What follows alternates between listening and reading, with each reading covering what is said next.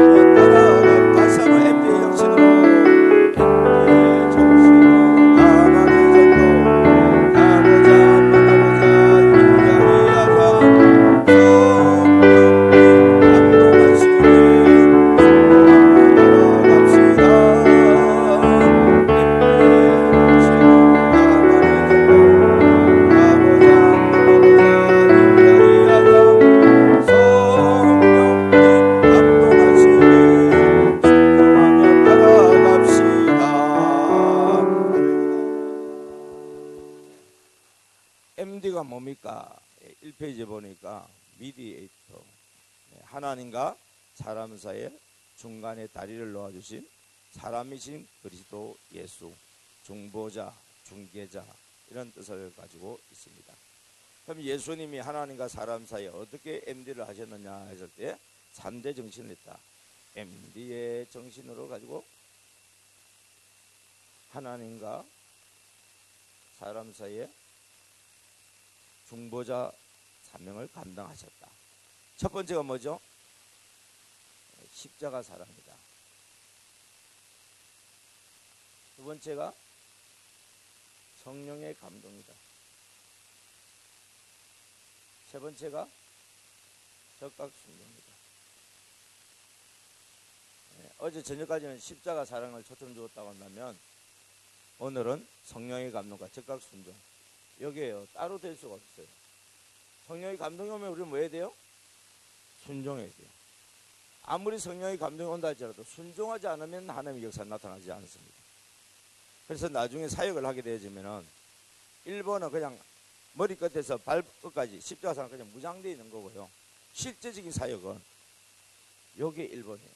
성령의 감동이 1번, 적각 순종이 2번, 그거 실천하는 게 뭐냐면 3번이에요. 그래서 앞으로 여기에다 목숨을 걸어야 돼요. 이 말씀과 기도를 통해서 제일 먼저 하나님과 우리 사이 관계를 바로 회복시키는 거예요. 말씀과 기도를 통해서. 그 힘을 가지고 하면 이웃에게 사랑을 실천하는 거예요.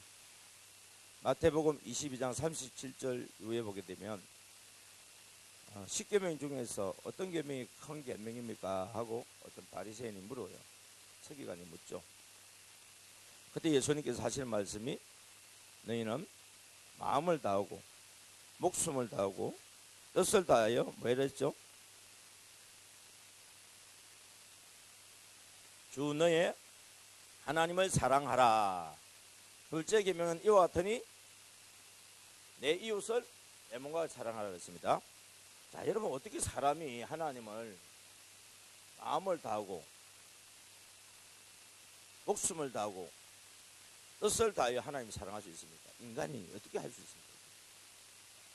그런데 이게 가능한 것은 누가 가능하냐면은 하나님께서 우리를 사랑하는데 어떻게 사랑했어요? 마음을 다하고 목숨을 다하고 뜻을 다해서 하나님이 먼저 우리를 사랑해 주셨어요. 그게 뭐냐? 바로 십자가 사건. 요한복음 3장 16절 말로만 하지 아니하고 실제로 확정해 주셨어요. 이걸 하는데 십자가 사랑은 그냥 되는 게 아니에요. 마음을 다하는 사랑이고 목숨을 다하는 사랑이고 뜻을 다하는 사랑을 받은 사람은 하나님을 어떻게 사랑한다고요? 마음을 다하고 목숨을 다하고 뜻을 다해 하나님을 사랑할 수 있어요. 근데 그 하나님을 사랑하는지 안 하는지 뭘 보면 아느냐? 내 이웃을 마음을 다하고 목숨을 다하고 뜻을 다하여 사랑하는 사람은 사랑을 받지 않는 사람은 불가능한 거예요. 내가 먼저 사랑을 받아야 거기 힘을 가지고 사랑할 수 있어요. 그래서 요한일서 4장 19절 20절을 보면 눈에 보이는 바 형제를 사랑하지 아니하면서 눈에 보이지 않는 하나님을 사랑할 수 없다. 사람을 사랑하지 않으면서 하나님을 사랑한다는 말은 거짓말이다. 형제들아 우리가 서로 사랑하자. 말과 혀로만 하지 말고 행함과 진실함으로 하자. 그게 가능한 게 뭐냐면 바로 십자가 사랑이 있을 때 가능한 거예요. 그러면 이 십자가 사랑할 때 예수님 실천할 때 그냥 했느냐? 성령의 감동을 따라 했다는 거예요. 예수님도 얼마나 힘든지 아버지 할 수 있거든. 나의 이 고난의 쓴 잔이 내게서 비켜 지나가기를 원합니다. 그러나 나의 원대로 마옵시고 아버지의 뜻대로 되기를 원합니다. 이게 가능한 이유가 뭐냐? 바로 성령의 감동이에요. 여러분 인간은 가만히 내버려주면 이기적이고 정욕적이고 마귀적입니다. 욕심을 따라가고 자기를 유익되게 한 본능을 가지고 있어요. 사람이 왜 거짓말을 하는 줄 아세요? 거짓말 이유는 간단합니다. 자기를 위해서 하는 거예요. 나한테 혹시 손해올까 봐서 본능적으로 내가 안 했는데요. 이게 시작이에요, 여러분. 그리고 더 나아가서는 어떤 내 목적을 이루기 위해서 상대방에게 거짓말을 걸다가 심하게 하는 걸 사기친다 얘기하는 거예요. 사기도 보면 거짓말이에요. 이와 같이 사람이 하나님을 사랑할 수 있다, 이웃을 사랑할 수 있다는 것은 내 원대로가 아니라 성령의 원대로 됐는데, 예수님이 요한복음 21장에 갈릴리 바다에 고기 잡고 있던 베드로를 찾아갔어요. 그가 주님 앞에 나와 무릎 꿇었을 때 요한의 아들 시몬아, 너 나 사랑하니? 세 번이나 물어보죠. 그러니까 마지막에 18절의 결론을 이렇게 이야기합니다. 너가 젊었을 때는 너가 스스로 띠를 띄우고 너가 원하는 대로 다녔거니와 너가 늙어서는 남이 너에게 띠를 띄워주고 너가 원치 않는 길로 인도할 것이다. 여러분, 혈기가 왕성하고 나가 말이여 이게 나오는 사람들, 이게 아직까지도 뭐냐면은 나가 강한 사람들은 내가 스스로 띠띄우고 내가 원하는 대로 다니게 돼 있어요. 그러나 성령이 온전히 임하게 되어지면은 성령께서 나에게 띠를 띄워주시고 내가 원치 아니하는 성령님이 인도하시는 대로 우리는 따라가게 되는 것입니다. 할렐루야. 우리는 내가 원하는 대로 다니는 것은 긍정적이고 적극적이고 또 내가 주도적으로 잘하는 것처럼 보이지만 하나님의 나라에서는 이것보다 더 강한 것은 성령님께서 인도하신 대로 한 것이 훨씬 더 결과적으로 적극적이고 능동적이고 창의적이에요. 왜? 사람이 할 수 없는 것을 하게 만들어버리니까. 그래서 어떻게 하면 성령의 감동을 잘 받을 수 있느냐, 그리고 어떻게 하면 우리가 즉각 순종하느냐 했을 때에 성경을 보면, 특별히 오늘 이 시간에는 저는 본문이 사도행전되어 있는데요, 성경을 보면 사도행전만 있는 게 아닙니다. 6장, 7장, 8장, 9장, 10장을 보면은 평신도 사역자 행전이에요. 사도들이라도 이름만 있고 크게 해놓은 일 없는 사람이 있는 반면에 평신도로 할지라도 사도들보다 더 큰 일을 해놓은 그런 평신도도 있는 것을 보게 되어집니다. 그래서 이 자리에 계신 여러분들에게 저는 도전하고 싶은 거예요. 아니, 그런 건 목사님이 하시는 거지. 아니, 목사님이 하셔요.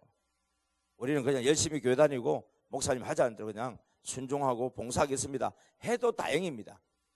그런데 여러분들 교회 다니다 보면은 우리 성도님들 중에서 목사님 이상으로 아주 적극적으로 일을 하기를 원하는 사람이 있고, 때로는 써주지 않으면 문제를 일으키는 사람들도 있는데요, 교회에서 기본이 잘못된 문제를 일으키는 사람은 문제가 많은 사람이에요. 그런데 사람이 괜찮은데 열정이 넘쳐가지고 문제를 일으키는 사람들이 있어요. 그런 사람들은 은사에 맡기면 교회에서 잘 활용해 주셔야 됩니다. 천리만은 없습니다.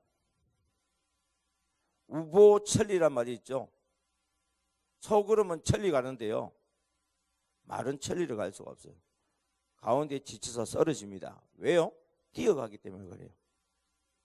말이 멀리 못 간다는 이야기가 아니라 뛰어서 가기 때문에 천리를 못 가요. 그런데 가끔 보면은 천리를 달리는 말이 있어요.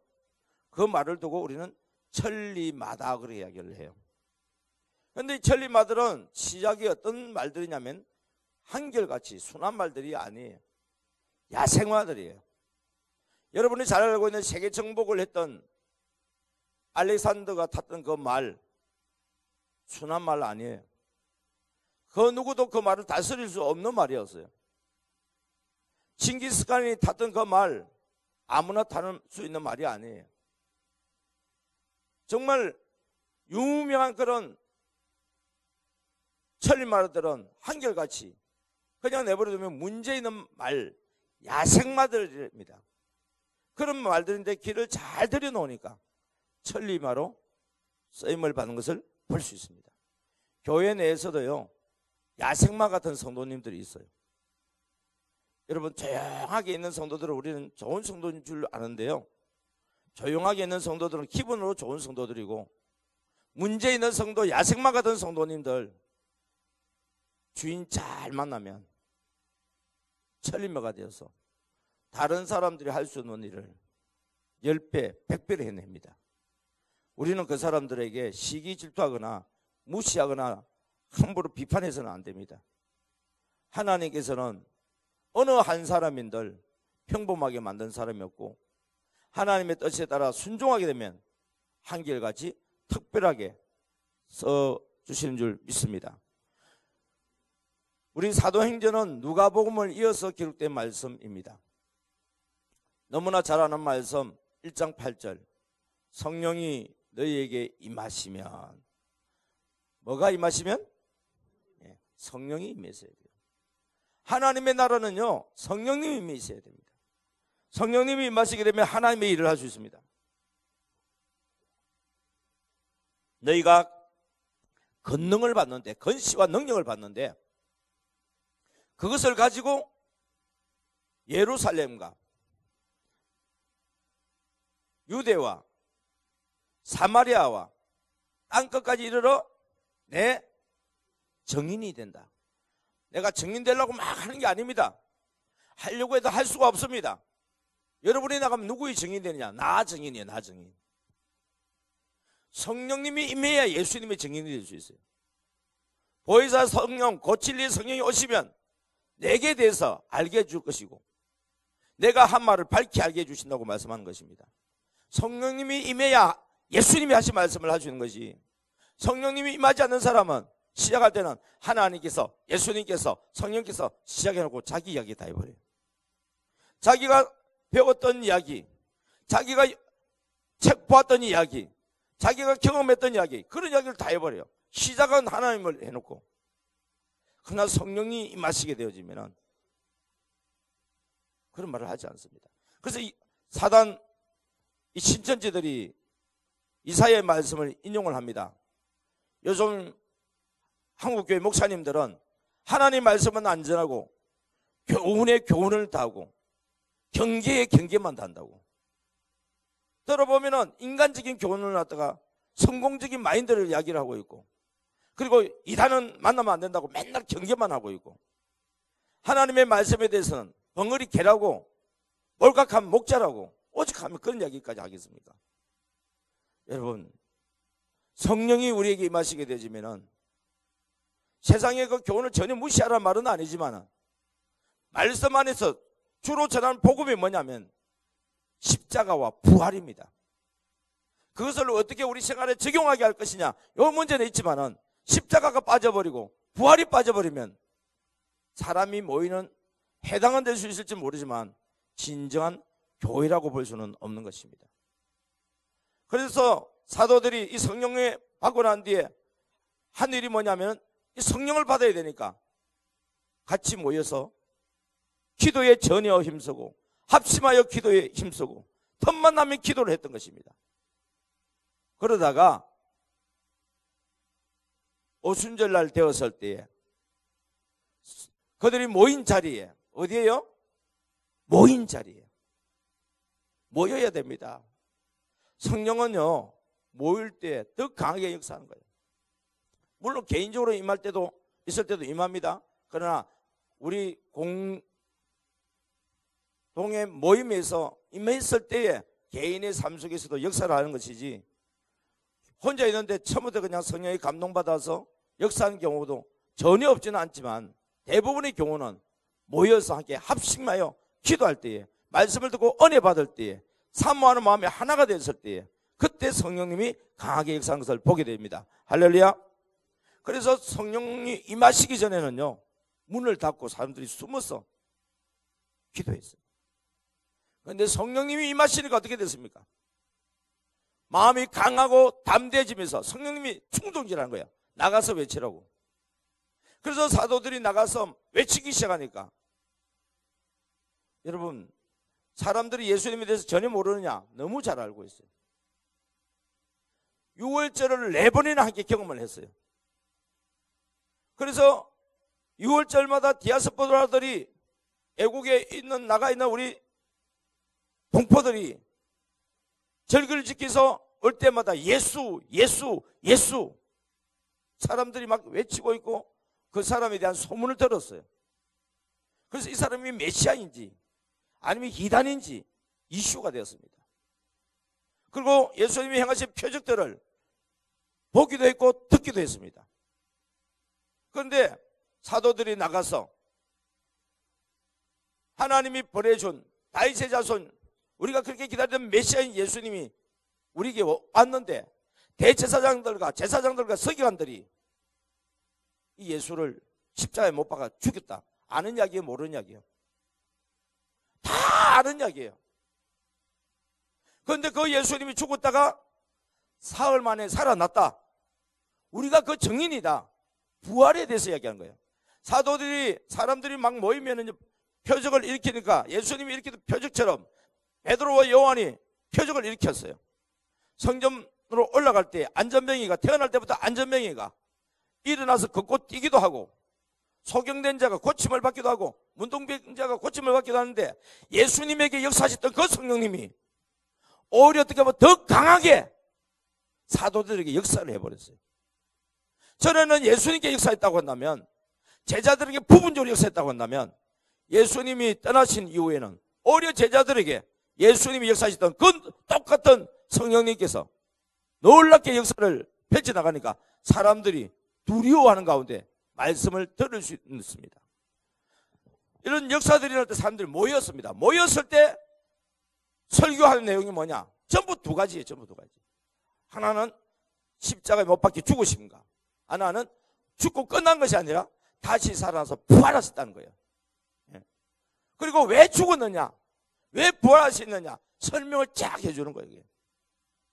이 내용들을 누가 잘 들었냐면 평신도 집사님들이, 그때는 집사님들이 아니고요, 평신도들 중에서도 열정을 가지고 있는 평신도들이 설교를 듣고, 그때는 성경책을 보기가 힘들어요. 말씀을 들어야 돼요. 그래서 말씀을 듣기 위하여 사람들이 모이는 거예요. 그때 뭘 말씀하냐면 성경 말씀을 하는 거예요. 예언 말씀을 이야기하는 거예요. 하나님이 천지를 창조했고 그 하나님께서 우리에게 특별히 택한 민족으로 불러주셨고, 그리고 성막을 만들게 해주셨고, 하나님과의 관계를 회복시켜 주셨고, 그리고 앞으로 우리가 하나님 말씀대로 살면 이렇게 복을 받고, 하나님 말씀대로 살지 않으면 이렇게 우리가 저주를 받는데, 우리 조상들이 하나님 말씀대로 살지 않아야 함으로 인해서 우리 나라 빼앗긴 지금 이 신세가 되어졌다. 그런데 과거에도 보면 우리가 하나님께로 다시 돌아갔을 때 하나님 나를 회복시켜 주신 것처럼 우리도 하나님과 관계가 회복되어지면 우리 나라를 다시 회복시켜 주실 것이다. 그래서 소망의 메시지를 전하고 예수 그리스도가 왜 죽었는지 왜 부활했는지에 대해서 확실하게 중요한 게 이거예요. 여러분, 내가 먼저 복음에 대한 확신을 가져야 다른 사람에게 복음을 확실하게 전할 수 있죠. 안다고 막 전하는 게 아닙니다. 전할 수 있는 기회가 주어질 때 전하는 것입니다. 듣지도 않는데 무조건 전하는 게 아니에요. 말씀을 드리고 모인 사람들이니까 전할 수 있는 거예요. 지금 이 자리에 모였으니까 제가 말씀을 전할 수 있는 것이, 안 모여있는 사람들, 오기 싫어하는 사람들 가서 이야기를 아무리 해도 소용이 없습니다. 성령님의 감동 따라 순종하면 성령님이 사람을 모아주세요. 그 사람이 한 사람일 수도 있고, 그 사람이 5사람일 수도 있고, 그 사람이 100명일 수도 있고, 그 사람이 1000명일 수도 있어요. 우리는요, 사람의 숫자에 마음에 관심을 가지면 안 돼요. 왜냐하면 이곳에 모인 사람들은 하나님이 보낸 사람들이고 하나님이 모아주신 사람들이기 때문에 하나님께서 하실 말씀을 대언하는 것입니다. 그 말씀을 전했을 때에 순전한 말씀, 진실한 말씀, 십자가 복음, 성령의 감동, 적각 순종으로 역사하셨던 말씀을 전하게 되시면 어느 누구 한 사람 반발할 사람은 없습니다. 다른 말을 하니까 목사님 설교 왜 저렇게 하는 거지? 누구 들으라고 하는 거야? 이렇게 문제가 생기지만 성령의 감동 따라서 말씀을 하기 때문에 누구도 예외 없이 주여 어떻게 해야 됩니까? 회개하는 역사가 일어나고, 아니면 반발해서 아예 뛰쳐나가 버리기도 하고, 그런 경우는 거의 없습니다. 적어도 교회에 이렇게 말씀을 들으러 오는 사람들 중에 말씀을 듣다가 성령에 찔림받아져서 귀신이 들려서 막 괴로워서 뛰쳐나간 사람 거의 없습니다. 하나님께서 그런 사람에서 불러주셨다고 한다면 고쳐주기 위해서 불러놓았을 거예요. 그걸 통해서 표적과 기사가 나타남으로 인해서 야, 오늘 성령님이 임하셔서 세상에 귀신이 나가고 아무게 병이 고쳐짐을 받았고, 이게 여러분 사도행전의 이야기예요. 이게 그 표적과 기사를 목적으로 하면 안 돼요. 표적과 기사는 성령의 열매예요. 은사예요. 중요한 것은 뭐냐면은 항상 말씀의 주인은 하나님이시고 예수님이시고 성령님이신 줄 믿습니다. 그래서 사람들이요 5,000명이나 모이고 3,000명이나 모이고 이런 일들이 막 일어났어요. 거기에는 예수님을 믿는 사람들이 이제 모이는 거예요. 예수님을 믿는 사람은 본토에 있는 유대인들이고 이방 지역에서 온 헬라인들도 있었어요. 헬라인은 이방인을 대표하는 겁니다. 이 성경 말씀에 의하면 우리도 헬라인입니다. 왜냐하면 그때 당시는 이 동양 우리 있는 줄 모르기 때문에. 그래서 많이 모였는데 사람이 많이 모이면은 기본적으로 먹고 마시는 문제가 있어요. 그래서 먹으려고 그러니까 부족하니까 재산이 있는 사람들이 성령의 감동 따라서 자기 재산을 내놓는 거예요. 지금 이 시대는 그거 하면 안 됩니다. 이걸 흉내 내려다가 어려움을 당한 사람들이 한둘이 아니에요. 그게 공산주의예요. 그게 억지로 하는 공산주의는 안 됩니다. 성령의 감동을 받은 사람들이 공동체를 이루어서 실험도 해봤는데요. 그런 모임들도 있습니다. 미국에도 있고 한국에도 좀 있습니다. 그런데요, 그거 쉽지 않습니다. 하나님께서 감동 주는 거 그냥 예물로 드리는 건 괜찮지만은 전부 재산 다 내놓고 우리 공동으로 살자, 쉽지 않은 이야기예요. 그러나 초대교회는 지금 재산에 여유가 있는 가운데 내놓고 같이 공동하자, 생활을 하자는 게 아니라 내놓지 않으면 굶어 죽는 자가 있는 거예요. 그래서 성령께 감동 주신 자, 우리가 알고 있는 바나바 같은 사람들은 자기의 땅을 팔아서 사도들에게 내놓아요. 그럼 사도들은 그걸 가지고 교회 건축하느냐? 아니에요. 그때는 교회 건축 문제가 아니라 그걸 가지고서 서로 공동의 생활을 하는 것입니다. 그래서 부한 자도 남지 아니하고 부족한 자도 부족하지 않는 그런 생활을 해놓은 초대교회의 이야기입니다. 이런 생활을 하면서요, 평신도들 중에서 특별히 은혜 받은 사람들이 있었어요. 자, 이제 헬라파 또 유대파 사람들 막 모였는데, 이 사도들의 대부분 사람들은 필립 집사가 그 사도 있습니다. 필립 집사가 있고 필립 사도가 있습니다. 그 빌립이라고 하는 사람은 이름은 헤라어적이기 때문에 이 사람이 유대인인지 아니면은 이방인인지 하는데 이방 땅에 살았던 유대인이라 이렇게 보아집니다. 그래서 이제 이 제자들이 이렇게 모여 있는데 가만히 보니까 사도들이 주로 히브리인이다 보니까 히브리인은 그냥 눈에 들어와요. 팔은 안쪽으로 굽잖아요. 그래서 공개를 하는데 누구부터 문제 했다고요? 히브리파 가부부터, 어려운 사람들부터 문제 도와줘 버린 거예요. 헬라파 사람에 대해서는 눈이 잘 안 보여. 내가 무시하는 건 아닌데 안 보이니까 못하는 거예요. 그래서 문제가 생겼어요. 그게 사도행전 6장입니다. 이제 본격적으로 우리 평신도 집사 이야기 들으니까 사도행전 6장을 한번 보도록 하겠습니다. 사도행전 6장 1절 다 같이 시작. 그때에 제자가 더 많아졌는데 헬라파 유대인들이 자기의 가부들이 매일의 구제에 빠짐으로 히브리파 사람을 원망하니. 여러분, 목사님들이 똑바로 한다고 하지만은 보이는 것은 어떻게 하는데 보이지 않는 건 어떻게 할 수가 없어요. 그래서 이것이 성도들이 목사님 왜 이건 이렇게 합니까 저렇게 합니까 그 따지는 것도 문제고, 보고 그냥 모른 체 하다 보니까 목사님이 몰라서도 문제가 되는 경우들이 있어요. 이 문제를 누가 해결할 것이냐는 거예요. 그래서 평신도 지도자 모임이 중요하다는 이야기예요. 그래서 사도들도 이 문제를 가지고서 같이 의논을 해보니까 이거 어떻게 해야 되냐고 그 이야기예요. 2절 보겠습니다. 시작. 12사도가 모든 제자를 불러 이르되 우리가 하나님의 말씀을 제쳐놓고 접대를 일삼는 것이 마땅하지 아니하니. 공개한다, 구제한다, 접대한다, 다시 말해 사람 섬기는 일을 이야기하는 것입니다. 12사도가 모든 제자를 한 것은요, 모든 제자들이요. 예수님이 있을 때는 12사도가 제자들이었고요. 지금은 예수님의 그 12제자가 지금은 사도가 되었고 말씀을 따르는 모든 무리들이 성경에서는 제자들이다 이렇게 표현을 하고 있습니다. 그래서 그 사람들을 모아서 이야기를 하는 거예요.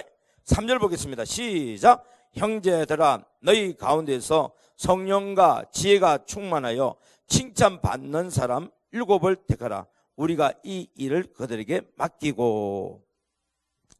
교회에 제가 다녀보면 특별히 시골 지역에 이 보면은 시족 사이다 보니까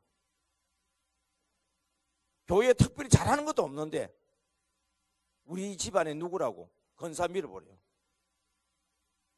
안수 집사 밀어버려요. 아니 저분이 어떻게 안수 집사님 되셨어요 했더니 같은 집안 사람들이 표를 밀어가지고 아유 그러니까 직분은 가졌는데 일은 제대로 못해. 그리고 교회 다니는데 10년 됐으면 건사 시켜줘야 되지 않느냐고. 건사감이 되어져서 세워지면 되는데 교회 10년 다니다고 건사를 무조건 세워야 돼요? 가보니까 전 인민의 간부화 된 것처럼 전 교인의 간부하더라고. 채소가 뭐냐? 집사요. 보통 건사님들이요. 장로님들도 많이 있어. 시골 교회, 작은 교회 뭐가 그렇게 인재들이 많은지 모르겠어요. 성도는 없어. 왜 최신자가 없으니까. 여러분 직분 가지고 지도자 하면 안 돼요. 여기에 근거가 돼야 돼요. 첫째 뭐요? 성령과 지혜가 충만해야 됩니다.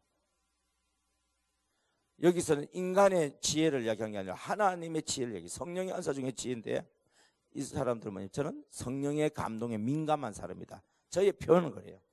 왜요? 성령의 감동에 민감한 사람은 내 뜻대로 해요? 성령님의 뜻대로 해요? 성령님의 뜻을 발견하여서 그것을 실천하는 사람이 돼야지. 두 번째는 어떤 사람이요? 칭찬받는 사람. 예. 이게 세 번째가 되겠네요. 성령이 충만한 사람, 지혜가 충만한 사람, 칭찬받는 사람. 그래서요, 저는 우리 MD 사역자는 어떤 사람이 되어야 되느냐라고 했을 때에 믿음과 삶이 본이 되는 사람이 된다. 믿음만 본 가지고 안 돼요. 믿음은 주일 죽으라고 지켜. 11조 잘 내. 교회 일 봉사 열심히 해. 근데 사람들한테 욕먹어. 남편한테 욕먹고, 자식한테 욕먹고, 친척한테 욕먹고, 교회에서도 욕먹고. 죄송합니다. 이런 사람은 지도자 되면 안 돼요. 그런데 교회는 보통 보면요, 열심히 봉사하면 다 지도자가 돼요. 자기 의로 열심히 한 사람이 얼마나 많은데요. 자기가 인정받고 싶어서 열심히 한 사람이 얼마나 많은데요. 열심히 하시는 분들 조심하셔야 됩니다. 나의 열심을 가지고 열심히 하면 상처 꼭 받아요. 그러나 성령님의 감동 따라서 열심히 한 사람은요, 상처가 되는 일을 만나도 감사해요. 왜요? 말씀이 늘 함께 하시고 기도 가운데 성령님이 지켜주시니까. 그리고 때가 되어지면 하나님이 빛나게 만들어줘요. 존경받게 만들어줘요. 그래서 앞으로 우리 교회에서 운영위원회, MD사역 운영위원회 이런 것들이 혹 만들어진다고 한다면 이걸 기준으로 하세요. 그랬더니 목사님 우리 교회 한 명도 없는데요. 그 말이 맞는 이야기죠. 그러면 어떻게 세웁니까? 적어도 이렇게 살려고 몸부림치는 사람을 세우라 이 말이에요. 인간은요 완전하지 않습니다. 근데 하나님은 우리 보고 완전하라고 이야기합니다. 그 말은 무슨 말이냐? 하나님에 붙어 있는 사람, 내 뜻대로 내 생각대로 사는 사람이 아니라 하나님의 뜻대로 살려고 하는 사람, 순종하는 사람이 될 때 가능하다 그 말이죠. 그래 하고 우리는 어떻게 한다고요? 4절 시작. 우리는 오로지 기도하는 일과 말씀 사이에 힘쓰리라. 정말 그래요. 어느 정도 교회가 딱 단계에 올라가면요, 목사님은 전도 신경 안 써도 돼요. 정작 신경 안 써도 돼요. 훈련이 안 된 동안은 훈련시켜야 됩니다. 딱 시키고 나면은요, 성도들에게 이름을 내버리고 목사님은 말씀과 기도에 전무하는데요, 결국엔 마지막에는 사람들이 어디에 몰려드는 줄 아세요? 말씀에 몰려듭니다. 아무리 다른 것이 좋아도요, 말씀이 약해버리면 약합니다.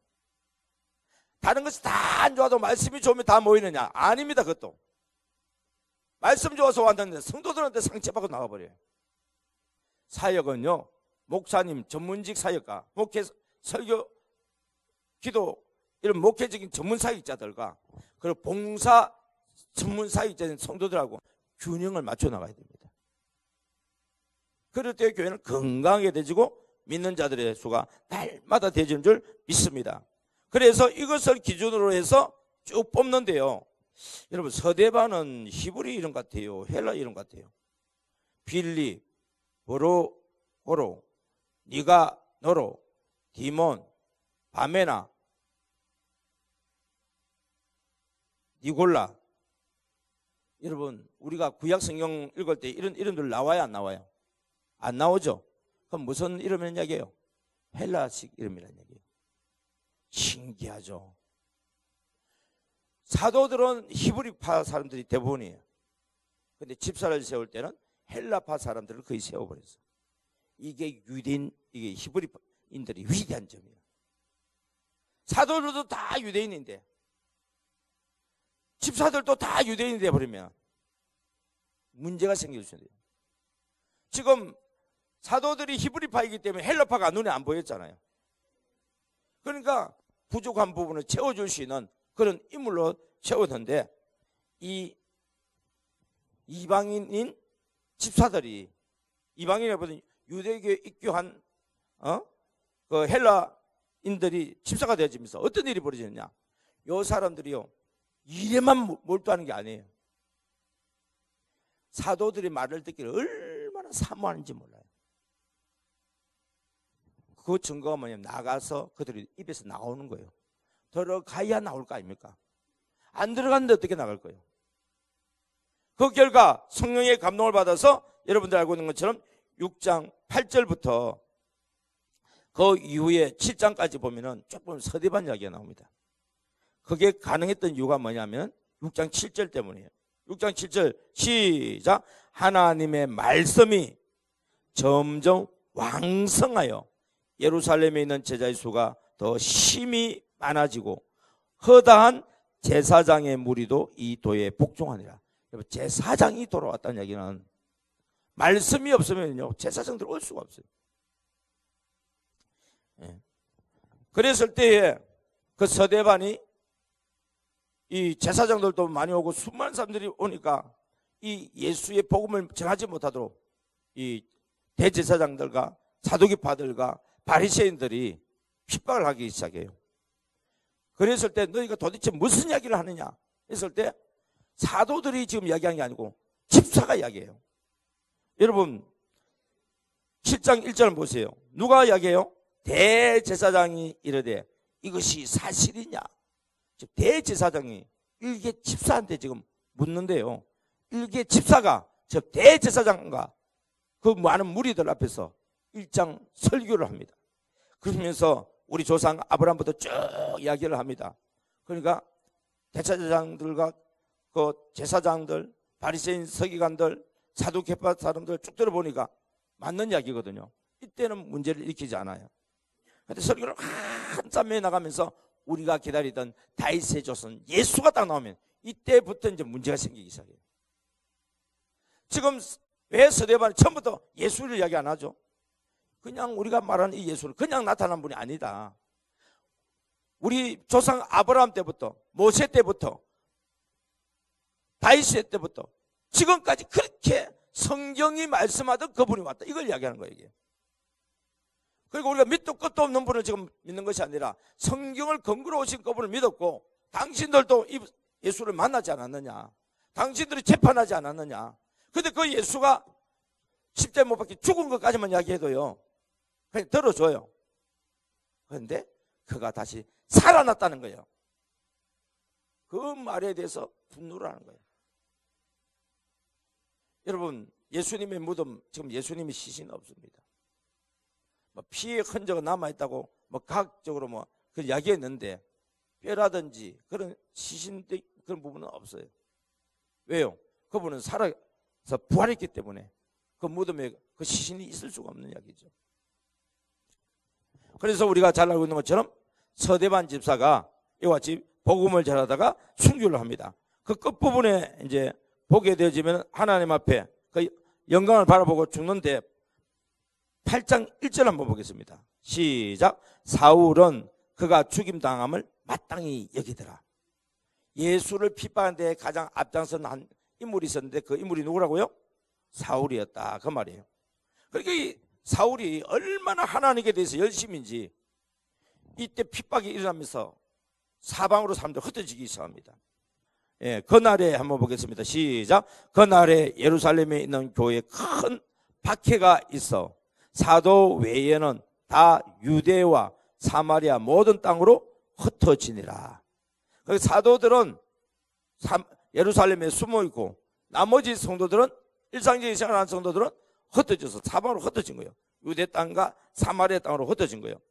그 중에서 특별히 이제 필립 지사의 이야기입니다. 4절 보겠습니다. 시작. 그 흩어진 사람들이 두루 다니며 복음의 말씀을 전할세 필립이 사마리아 성에 내려가 그리스도를 백성에게 전파하니 무리가 필립의 말도 듣고 행하는 표적도 보고 한 마음으로 그가 하는 말을 따르더라. 여러분 말씀의 능력이 있어야 돼요. 왜 우리 성도들이 이단한테 끌려갑니까? 말씀이 무장 안 되어 있으니까 끌려가는 거예요. 십자가 복음에 대해서 확신을 하지 못하고 부활에 대해서 확신을 하지 못하니까 끌려가는 거예요. 여러분 예수님은 제가 지금 십자가 그림인데 저기 아직 설교를 다 못했는데요. 예수님은 왜 예수님만이 구원자인가? 이 부분을 여러분들 확실하게 알아야 돼요. 모든 사람은요, 저 사람 아담의 후손들이에요. 남자의 후손들이요. 그러니까 어디 가운데 출생한 거예요? 죄악 가운데 출생한 자들이에요. 그러나 유일하게 남자의 후손이 아닌 성령으로 여자의 몸을 통한 여자의 후손이 있어요. 누구죠? 예수님이죠. 예수님 외에 또 있어요? 없어요. 모든 사람은 남녀를 통해서 나오게 돼 있어요. 그래서 남자를 통해서 나온다는 것은 원죄가 다 있다는 이야기예요. 그런데 예수님은 여자의 후손으로 성령으로 오셨기 때문에 원죄가 없어요. 원 죄가 없기 때문에 우리 죄를 대신 담당할 수 있는 거예요. 구원자가 될 수 있는 거예요. 왜 안산홍이가 안 되고 이만희가 안 되냐? 그들은 남자의 후손들이에요. 여자의 후손이 아니에요. 그런데 그들은 예수를 믿어야 구원받는다고 말은 하는데 이만희가 가르치는 그 교리 안에 들어와서 예수를 믿어야 구원받는다 이 말을 이야기해요. 여러분 신천지가 예수 안 믿는 게 아닙니다. 신천지도 예수님 믿어요. 그런데 우리가 말하는 예수님만으로 구원받는다는 이 부분을 갖다가 자기들도 한다는 거예요. 그런데 이만희가 하나님께로 받은 말씀 안에서 예수님을 믿어야 구원받기 때문에 너희들 가운데서 구원이 없다. 그래서 신천지로 들어와야 된다. 결국 그 이야기하고 싶은 거예요. 여러분 이 땅에 어떤 이단 종교에서 구원이 없는 이유는 그들은 그 교주를 통해서 그 교주의 가르침을 통해서 구원받는다고 얘기하지만 우리는 그것을 인정하지 않습니다. 우리는 남자의 후손이 아닌 여자의 후손인 예수님만으로 충분합니다. 그래서 이 말씀을 가지고 전 세계 안에서 미국 사람을 만나도 중국 사람을 만나도 동남아 사람을 만나도 우리가 이 말씀 안에 하나 될 때 우리는 형제고 자매가 되어지고 가족이 되어지는 것을 보게 되어집니다. 여러분 내가 곧 길이요 진리요 생명이니 나로 말미암지 않고는 아버지께로 갈 수 있는 길이 없습니다. 예수님을 통해서만 길을 갈 수 있어요. 천하 인간에 구원 얻을 만한 이름을 예수 이름 외에 다른 이름을 주신 적이 있다고요? 없다고 그랬습니다. 그래서 우리는요 예수, 십자가, 부활 여기에 대해서 분명하게 알게 되면 이단에게 안 넘어갑니다. 이게 분명하게 하지 않으니까 말씀 여러분 진리로 거룩하게 하옵소서. 하나님의 말씀이 진리입니다. 죄송합니다 여러분. 여러분보다 이단들이 말씀을 더 많이 봐요. 이단들이 더 공부 열심히 해요. 시험 칩니다. 시험 치지 않으면요 다음 단계 못 올라가요. 얼마나 교회 다닐 때는 성경도 안 보던 인간들이 신천지에 넘어가서 성경 공부하고 시험 치가지고 합격했다고 후기 올리는 거 보면 기가 막힙니다 여러분. 그들은 우리에게 접근할 때에 십자가 사랑, 가짜 십자가 사랑으로 접근합니다. 그런데 우리는 진짜와 가짜를 모르기 때문에 넘어가 버려요. 왜? 진짜 이 교회 안에서 십자가 사랑이 없으니까 이단들이 가져온 그 가짜 십자가 사랑에 넘어가 버려요. 간도 빼주고 썰기도 빼줍니다. 자기 거 아끼지 않습니다. 우리는 그렇게 하지 않죠. 그런데 그렇게 일단 넘어가고 나면은 우리 거 다 뺏어가 버립니다. 그게 이단의 특징이에요. 우리는 내놓지도 않지만 뺏기지도 않아요. 그런데 성령의 은혜 가운데서 감동 주시는 대로 잘 순종하다 보면은 하나님께서 여러분들을 책임져 주신 줄 믿습니다. 예.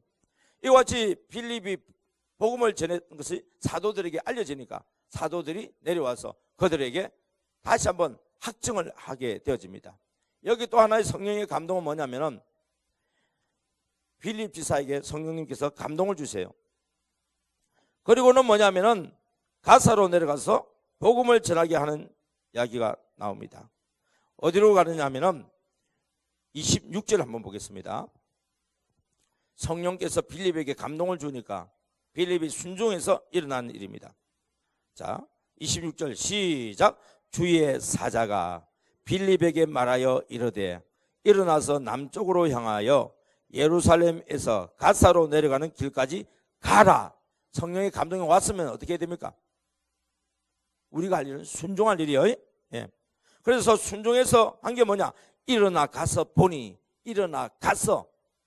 이게 가만히 하는 거예요. 즉각 순종해서 가만히 하는 거예요.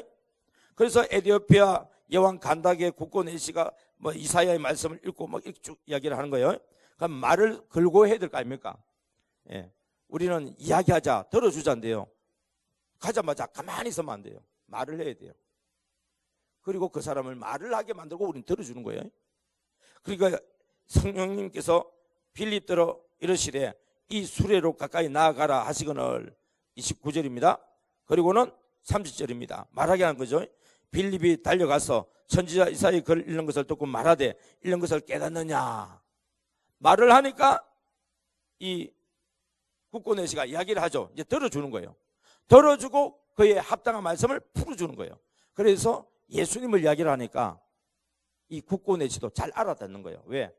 예수님에 대해서는 그때는 모든 사람들이 다 알고 있는 사건이니까. 이 여기에서 기록된 이 도수장에 끌려가는 이 양이 바로 우리가 기다렸던 메시아 예수 그리스도를 이야기한 거예요. 그 말을 듣고 깨달음이 왔어요. 여러분, 말씀을 보다가 깨달음이 오고 기도하다가 깨달음이 오고 성령께서 깨워주신 점 있습니다. 그래서 쭉 말씀을 전하고 난 뒤에 어떻게 되냐면 38절 35절 되겠네요. 35절 이제 복음을 듣죠. 시작. 빌립이 입을 열어 이 글에서 시작하여 예수를 가르쳐 복음을 전하니. 지금 제가 여러분한테 설교할 때 특징이 하나 있을 거예요. 한 부분만 가지고 안 해요.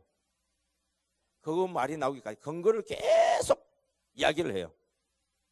이런 근거를 가지고 이런 말이 나옵니다. 이 이야기를 할 때 여러분들이 뭐냐면 성경 전체를 이렇게 흐름을 들을 수 있고 이해가 잘 되어지고 확신이 생겨지는 거죠.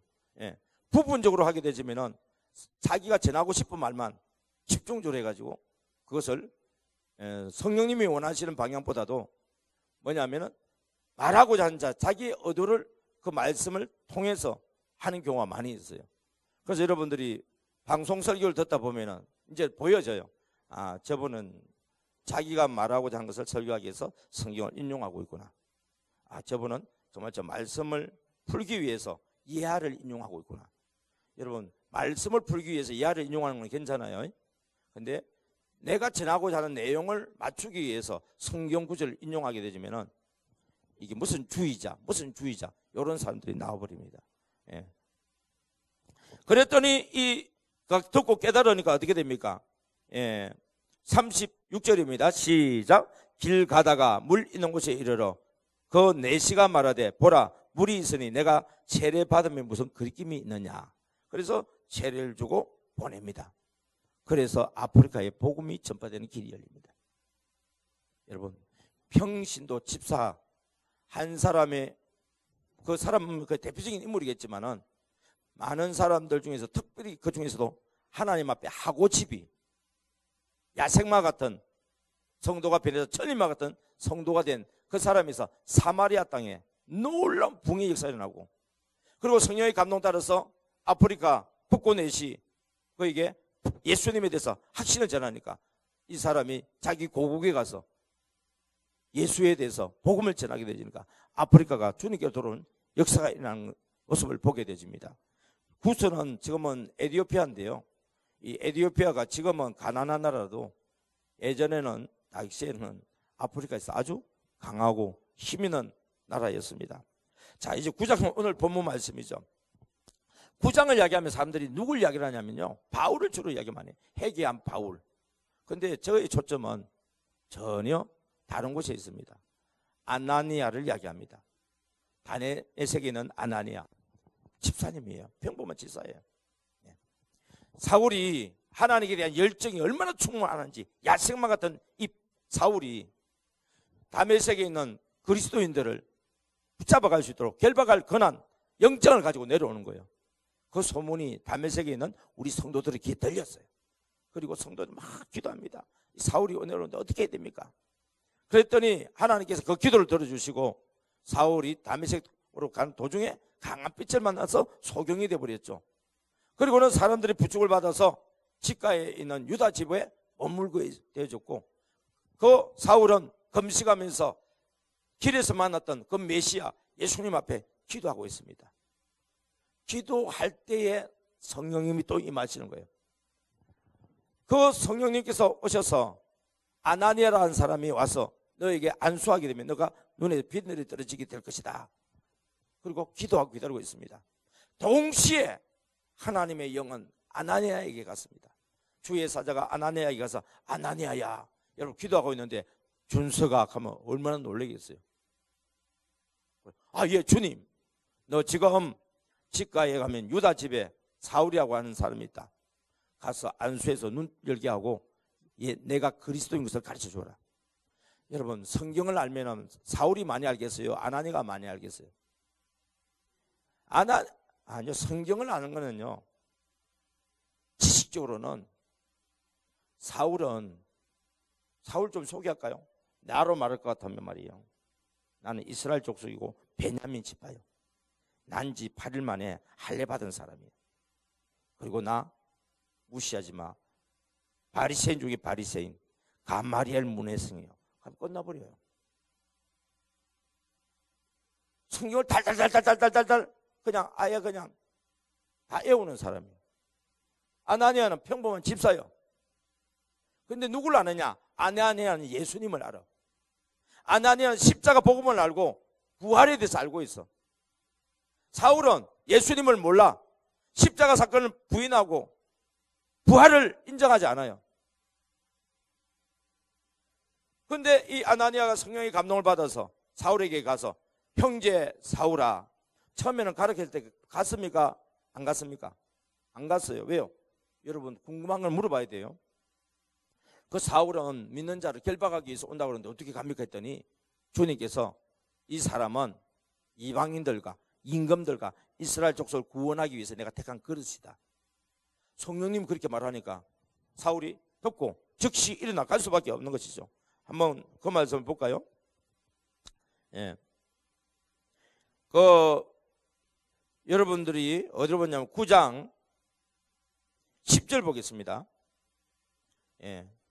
다메섹에 있는 아나니아 하는 시작. 다메섹에 아나니아라 하는 제자가 있더니 주께서 한상 중에 불러 이르시되 아나니아야 하시거늘 대답하되 주여 내가 여기 있나이다 하니 11절 주께서 이르시되 일어나 집가라 하는 거리로 가서 유다의 집에서 다소 사람 사울이라는 사람을 찾으라. 그가 기도하는 중이다. 그랬더니 이렇게 쭉 하고 난 뒤에 13절 보겠습니다. 아나니아가 대답하되 주여 이 사람에 대하여 내가 여러 사람에게 더 싸운 적 그가 예루살렘에서 주의 성도에게 적지 않은 해를 끼쳤다 하더이다. 그러니까 어떻게 가냐 이 말이에요. 여기 그래서 설명을 하죠. 15절입니다. 주께서 이르시되 가라. 이 사람은 내 이름을 이방인과 임금들과 이스라엘 자손들에게 전하기 위해서 택한 나의 그릇이다.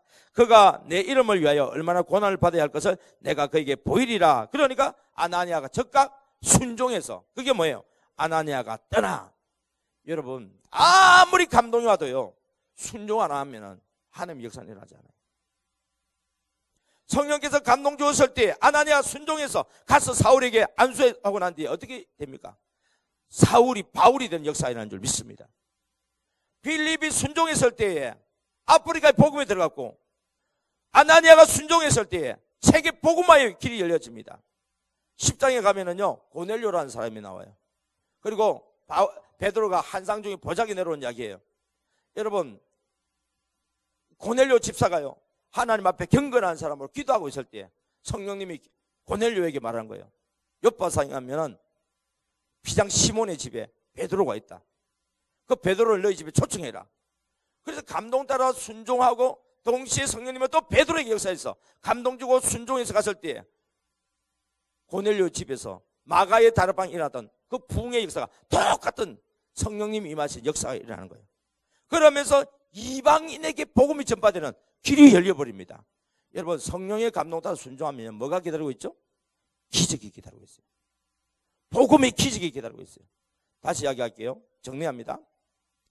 여러분들이 평범한 사람처럼 보여도요 여러분들이 말씀을 사모하고 기도하는 가운데 성령의 감동을 받고 순종하게 되면 여러분들을 통해서 사울이 나올 수 있습니다. 바울이 나올 수 있습니다. 저는 이 설교를 할 때 꼭 예를 드리는 것이 무디 목사님을 이야기할 때가 있습니다. 무디 목사님은 정말 못 배운 사람이에요. 가난한 사람이에요. 그런데 그의 주일학교 교사인 킴볼 선생님이 기도하다가 성령의 감동을 받아서 무디에게 찾아가서 예수가 그리스도인 것을, 그리고 십자가에 못 박혀 죽으시고 부활하신 것을 너를 위해서 했다는 것을 깨닫고 난 뒤에 거듭나버립니다. 그때부터 주일학교 교사를 하게 되지고 그리고 결국은 무디 신학교가 만들어지고 세계적인 대붕사로서 수많은 영혼들을 전도하는 그런 목사님이 됐죠. 누구에 의해서요?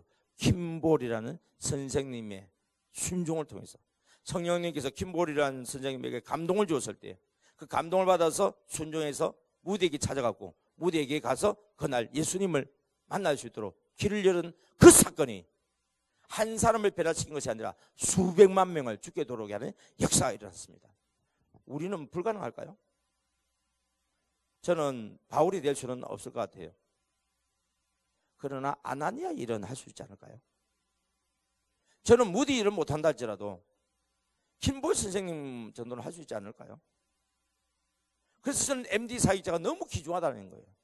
평범한 성도지만은 지도자를 키울 수 있는 사람이 누구냐? 성령 충만한 우리 평신도들이란 거예요. 우리 교회의 부흥은요 담임 목사님에게만 달려있다 아니에요. 목사님은 기본이고 우리 성도들 중에서 성령의 감동에 민감해서 순종하는 사람이 나온다고 한다면 하나님께서 얼마든지 이 지역을 변화시켜 주시고 세계를 변화시키는 그런 근원지가 될 줄 믿습니다. 하나님 아버지 감사합니다. 오늘 새벽에 평신도 지도자들의 성령의 감동과 적극 순종함을 통해서 하나님께서 얼마나 놀라운 역사를 일으키는지에 대해서 말씀과 함께 예를 들었습니다. 하나님 그 일에 구경꾼 방관자 되지 않게 해주시고 주여 저도 한번 쓰임받고 싶습니다. 주여 저를 한번 써주시옵소서. 하나님 아버지 저는 부족한 것처럼 보여도 주여 우리 옆에 있는 성도님들 중에 하나님께서 불러주시고 그가 일어난다고 한다면 제가 돕는 일에는 적극적으로 하겠습니다. 성령님께서 저들 각자에게 감동 주시는 대로 하나님 앞에 자원하게 하여 주시고 헌신함을 통해서 우리 교회가 붕대는 정도가 아니라 이 부천과 경기도와 한국과 세계를 변화시키는 놀라운 기적의 근원지가 되는 우리 일신교회가 되게 역사하여 주옵소서. 감사드리옵고 예수님 이름으로 기도드리옵나이다.